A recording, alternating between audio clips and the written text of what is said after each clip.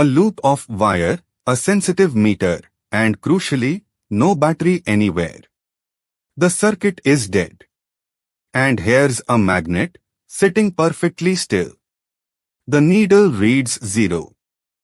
But push the magnet toward the loop, and watch the needle leap. A current from nothing. Stop moving, and it dies instantly. Pull the magnet back, and the needle swings the other way. The magnet alone does nothing. It's the motion, the change, that drives the current. That single idea powers every generator on Earth. Let's understand it. Induction and inductance. Last time, a current made a magnetic field. Now we run the loop the other way and turn a changing field back into electricity. Faraday ran two experiments. In the first, moving a magnet near a loop drives a current, but only while it's moving, and faster motion gives more current. In the second, two loops sit near each other. Switching the current in one makes the meter on the other twitch, but only at the instant of switching, never while the current holds steady. A steady magnet does nothing, a steady current does nothing. In both experiments, the secret is the same word, change. That, and not the field itself, is what drives the current. To make Faraday's idea precise, we count the field lines passing through the loop. That count is the magnetic flux. Hold it square to the field, and the most lines thread through maximum flux, simply B times the area. Turn it edge on, and nothing passes through, zero flux. In between, it's B A cosine theta. So flux is B dot dA, integrated over the loop, and for a uniform field, just B A cosine theta. We measure it in Webers, Tesla times meter squared. Hold on to this, the whole chapter is about how it changes. Here is the law that runs the electrified world. The induced EMF equals minus the rate of change of the flux. Not the flux, its rate of change. Wind the loop into n turns and every turn adds its share, so the EMF is n times larger. A steady flux, however huge, induces nothing at all.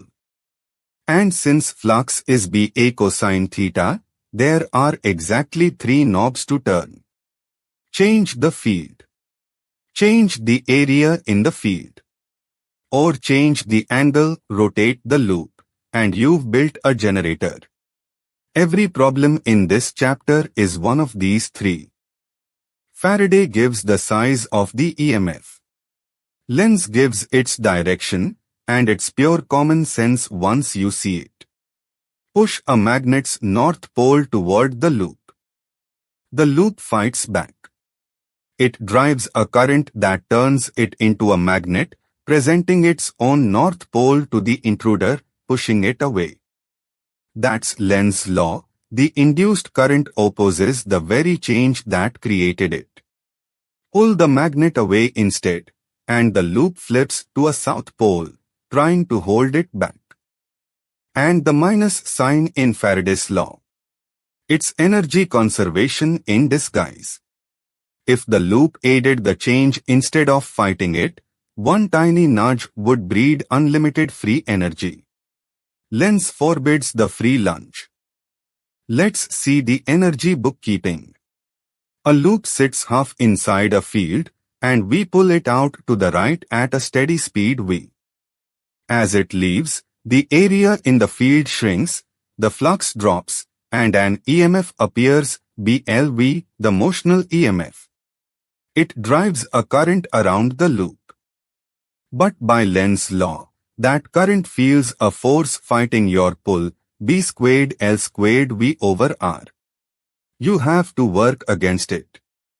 And here's the beautiful part, the power you spend pulling, F times V, exactly equals I squared R, the heat in the wire. Induction doesn't make energy, it converts your muscle straight into warmth. Now replace the wire loop with a solid metal plate and swing it like a pendulum down into a magnetic field. The induced charges, no longer trapped in a thin wire, swirl in little whirlpools, eddy currents. And by Lenz law they oppose the motion, breaking the plate, draining its energy into heat. This is the physics of eddy current breaks that stop trains without touching them, and of the induction cooktop that heats the pan but not the stove. One of the deepest ideas in all of physics is hiding here. Confine a magnetic field to a cylinder and make it grow stronger with time. A copper ring placed around it carries a current, so an electric field must be pushing the charges. But here's the shock, that electric field is there even with no ring, even in perfect vacuum, looping in circles around the changing flux. This is Faraday's law in its deepest form, the loop integral of E equals minus the rate of change of flux. And because these field lines close on themselves, voltage and potential simply stop making sense. The induced field is not conservative, and that's exactly what makes the transformer possible. A capacitor stores an electric field, an inductor, just a coil of wire, stores a magnetic one. Drive a current through it, and it bottles up flux. Its inductance, L, is the flux linkage per unit current, N-phi over I. We measure it in henries, and like capacitance, it depends only on geometry, never on the current. For a long solenoid it's mu-naught N squared A per meter. Notice the N squared, triple the turns per meter, and the inductance jumps by 9, because you multiply both the turns and the flux through each one. A coil's own changing current changes its own flux, so it induces an EMF in itself, self-induction. And again, only the rate of change matters, EMF equals minus L di dt. So an inductor is the electrical version of inertia. It resists any change in its current, just as mass resists any change in velocity. Push the current up, it pushes back, let it fall, it props the current up.